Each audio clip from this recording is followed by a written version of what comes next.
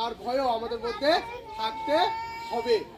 আমরা অনেক সময় বিভিন্ন কিছু ভয় পেতে পারি, আমাদের জীবনে ভয় আসে, অনেক দুঃখ আসে, কষ্ট আসে, তারপরেও যেন আমরা তাকে ভয় করতে পারি যিনি আমাদেরকে সৃষ্টি করেছেন, সেই সৃষ্টিকর্তার প্রতি যেন আমরা সেই ভয় আমরা রাখতে পারি।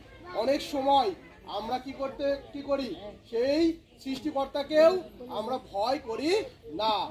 একটা কিছু করার আগেও জানি এই জিনিসটা করলে পাপ হবে বা এই জিনিসটা অন্যায়, তারপরেও আমরা সেই সৃষ্টিকর্তাকে স্মরণ আমরা করছি যে না এটা করলি, সেই সৃষ্টিকর্তা আমারও সেই শাস্তির সম্মুখে আনতে পারে। কিন্তু তারপরেও আমরা কি করছি, আমরা তাকে রেখেই আমরা সেই কাজটি অবাধ্যতার দিকে আমরা ছুটে যাচ্ছি। সুতরাং আমরা এখানে যতজন রয়েছি আজকে আসলে সকলকে আমি আসলে সে অনুরোধ করতে চাই যেন আমরা আমাদের সৃষ্টি